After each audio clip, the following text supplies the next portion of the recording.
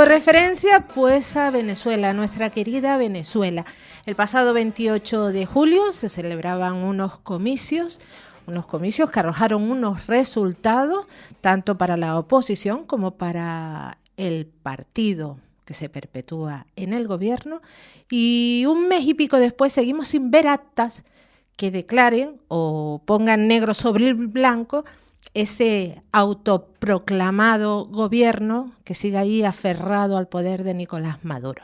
Para saber cómo va toda esta situación, saludamos ya a nuestro invitado. Fue alcalde de Caracas, es un político en activo, activista por los derechos democráticos de Venezuela. Antonio Ledesma, muy buenos días. Muy buenos días, un placer saludarte a ti, por supuesto a toda tu audiencia, y bueno, siempre renovando el afecto por toda la comunidad canaria. Así es, de buena tinta que lo sabemos. Señor Ledesma, ¿cómo está la situación ahora mismo en Venezuela? Bueno, está en marcha una cacería humana. Yo diría que lo que están soportando los venezolanos dentro del territorio nacional es una brutal represión, es una verdadera carnicería de un dictador enloquecido que es capaz de hacer cualquier proyecto cruel o medida cruel, como la llamada furia bolivariana, con tal de mantenerse en el poder. No tiene respaldo popular, así ha quedado demostrado. Maduro está huérfano de apoyo incluso de sus propios militantes, porque si alguna base dirigencial está desmoralizada, precisamente la que forma parte de las estructuras del Partido Socialista Unido de Venezuela, que constataron como parte del resultado electoral del pasado 28 de julio, esos activistas estaban allí representando la candidatura de Maduro en las 90.000 máquinas de votación y vivieron de manera personal el proceso de votación y sobre todo el proceso de escrutinio. No tiene respaldo de la Fuerza Armada Nacional, sino de la élite, esa élite corrompida, y esto lo digo porque la mayoría de los presos políticos son de naturaleza militar, pero además en todos los centros de votación donde sufragaron los militares ganó también Edmundo González. Entonces, ¿qué le queda a Maduro? Le queda un bastión de policías, de mercenarios como los que ha enviado el dictador Ortega de Nicaragua, los que envían desde La Habana para perseguir a los venezolanos. Y sobre todo queremos denunciar a través de esta conversación con la comunidad canaria la embestida de Maduro contra los niños, contra menores de edad en Venezuela, que está sometiendo a cárceles y a todo tipo de vejámenes. Así es, en el día de ayer o antes de ayer, sé que se habían puesto en libertad 40 adolescentes que habían estado en prisión pues desde el 29 de julio, digamos, el día siguiente, pero quedan muchísimos más que han sido apresados por las fuerzas de Maduro. Sí, quedan muchos detenidos. Maduro se ufana, se llena la boca hablando de que tiene más de 2.500, 2.600 presos, entre ellos más de un centenar de niños de menores de edad, a los que ha ordenado recluir en centros penitenciarios de alta peligrosidad, o sea, cárceles para presos comunes. También ha detenido a mujeres, ha detenido a venezolanos de origen indígena, que son también nuestros compatriotas, y cualquier ciudadano que se manifieste a favor de María Corina o del Edmundo González es sospechoso de ser traidor a la patria. Así están las cosas en Venezuela, donde de hecho están suspendidas las garantías constitucionales. O sea, vale decir que no hay ni el más mínimo respeto por los derechos elementales, los derechos humanos elementales de cualquier ciudadano venezolano. Tremendo escucharle. Lula da Silva ya se ha pronunciado y ha dicho que, y lo digo porque tiene bastante peso, que Lula da Silva se pronuncie en contra de lo que está haciendo Maduro, y así lo han hecho otros dirigentes mandatarios internacionales. De hecho, ayer escuchaba también a Borrell de la Unión Europea diciendo que no se iba a reconocer por parte de la Unión Europea el gobierno de Maduro, esa legitimidad que él dice. Pero ¿hasta cuándo se puede seguir aguantando? Porque una cosa es lo que se dice de fuera y otra cosa es lo que hace él dentro. Bueno, y ya tenemos más de un mes soportando esta irresponsabilidad del régimen de Venezuela, negando el resultado verdadero del pasado 28 de julio.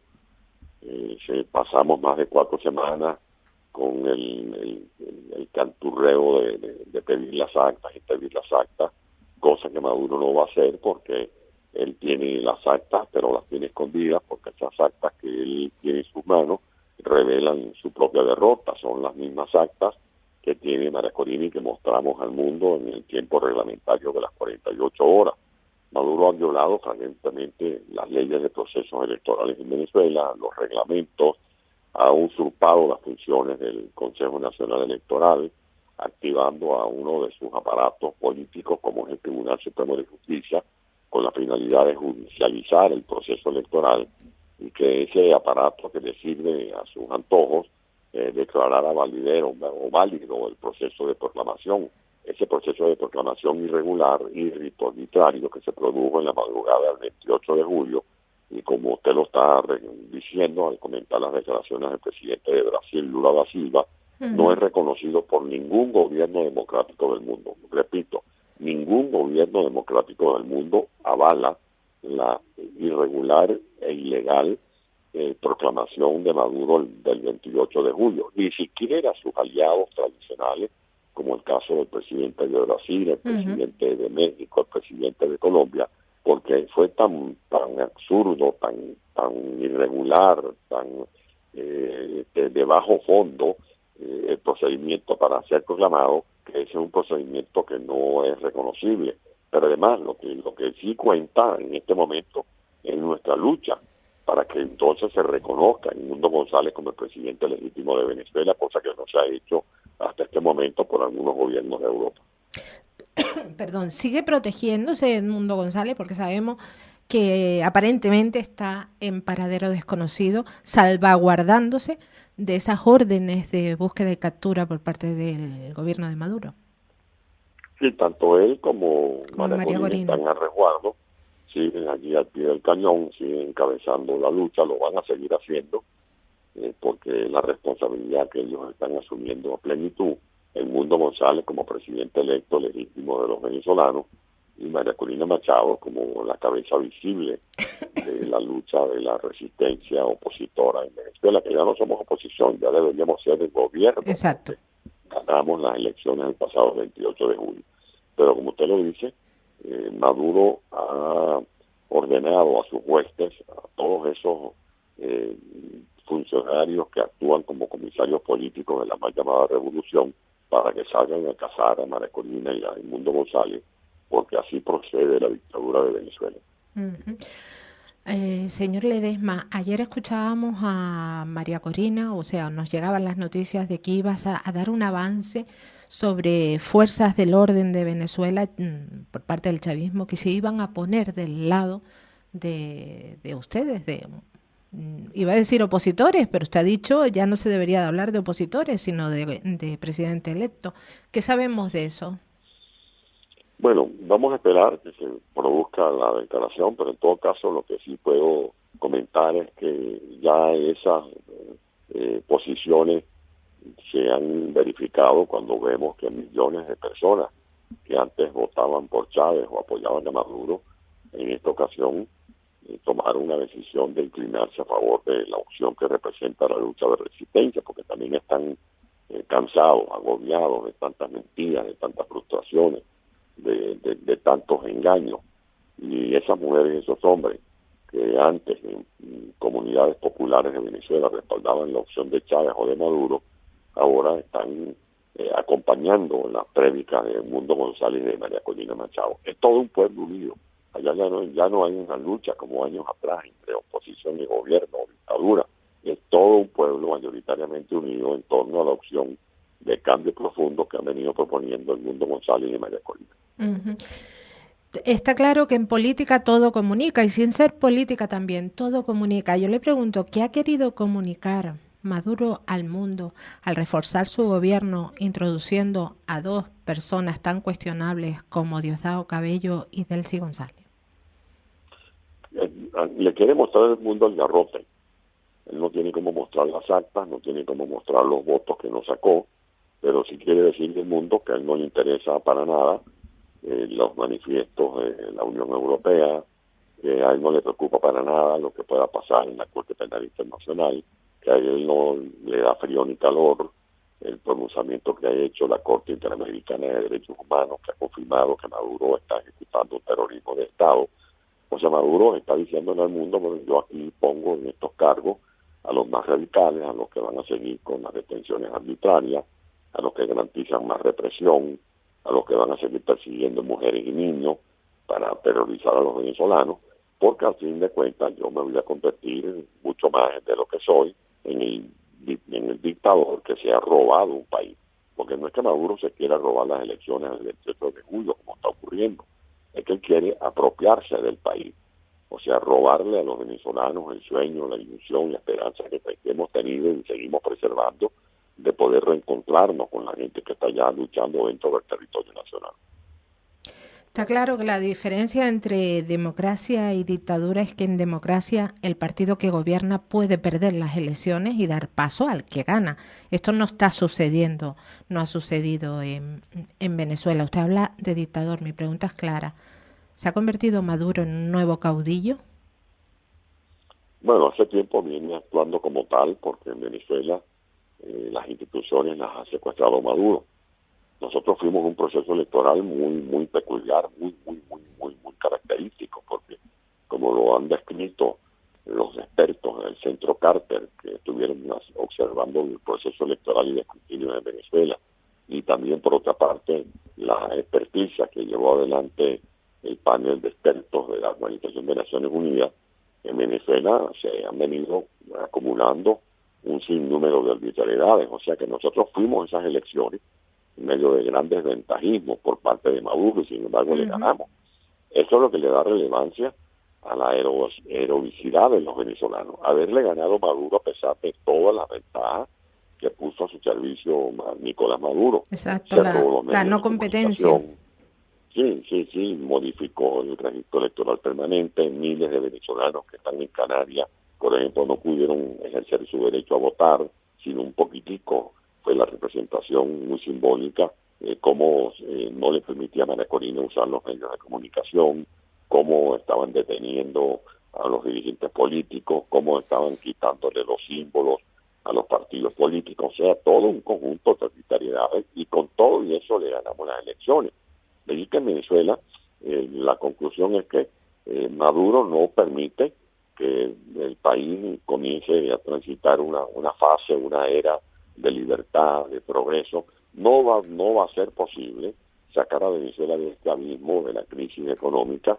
Vamos a seguir teniendo una tragedia económica, la amenaza de más inflación, la amenaza de más devaluación, la amenaza de más deterioro del signo monetario venezolano, salarios literalmente de hambre como los que están recibiendo los venezolanos, problemas en el suministro de agua potable, porque los acueductos que tenemos, en Venezuela hay más de 25 sistemas de acueductos, pero no tienen mantenimiento. En Venezuela tenemos más de 20 plantas de tratamiento para convertir el agua cruda en agua potable, pero no tienen mantenimiento. En Venezuela tenemos una capacidad instalada híbrida de termoeléctrica y de energía hidroeléctrica de 35.000 megavatios, y lo que tenemos es constantemente apagones, porque no le hacen servicio ni siquiera a las subestaciones, a las líneas de transmisión.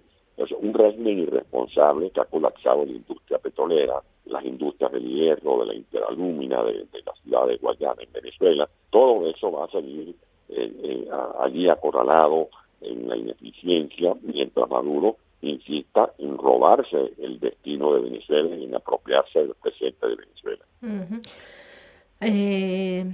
En el año 2017 pasamos por un proceso, 2017-2018, ahora mismo no lo tengo, dudo en la fecha, un proceso parecido en el que se le dio apoyo a Juan Guaidó desde fuera, desde todos los estamentos exteriores a Venezuela. Hay mucha gente que recurre a eso y baja los brazos ahora. Hay que decirles que no es lo mismo, que no estamos ante el mismo proceso. Son procesos absolutamente distintos. En el año 2018, específicamente el 18 de mayo del 2018, se produjeron unas elecciones que la resistencia de lucha opositora en Venezuela declaró como irregulares, dijimos que no íbamos a participar, como en efecto no lo hicimos, y esa fue una abstención útil que desenmascaró el fraude del régimen. Por lo tanto, se produjo un vacío de poder, porque Maduro fue a esa elección y mediante un fraude pretendió legitimarse como presidente constitucional de Venezuela. Y la verdad verdadera es que no tenía legitimidad de origen. Y al no tener legitimidad de origen, se produjo un vacío de poder. Y al haber un vacío de poder se activó el dispositivo constitucional 233, que está previsto en nuestra Carta Magna, conforme al cual el presidente de la Asamblea Nacional, que para ese momento para el 2019 era Juan Guaidó, debía entonces llenar ese vacío de poder. Eso fue lo que hizo Juan Guaidó. Juan Guaidó cumplió rigurosamente lo que está pautado en el artículo 233 de nuestra Carta Magna, y por lo tanto fue ungido como presidente interino por la Asamblea Nacional, por los diputados de la Asamblea Nacional. En esta circunstancia, la situación que está protagonizando el Mundo González es totalmente diferente. El Mundo González sí tiene la legitimidad de origen. Fue designado por más de 8 millones de venezolanos, no por 120, 140 diputados, sino por más de 8 millones de venezolanos. Por lo tanto, no hay vacío de poder de cara a la sustitución del dictador Maduro. De allí que esa es la lucha que estamos dando, y esa es la diferencia que tienen que muy bien captar los ciudadanos que me están escuchando en este momento en las Islas Canarias. Perfectamente. Y ya para finalizar, señor Ledesma, ¿hasta dónde más van a llegar hasta lograr que la presidencia de Venezuela la ocupe el legítimo ganador de las elecciones?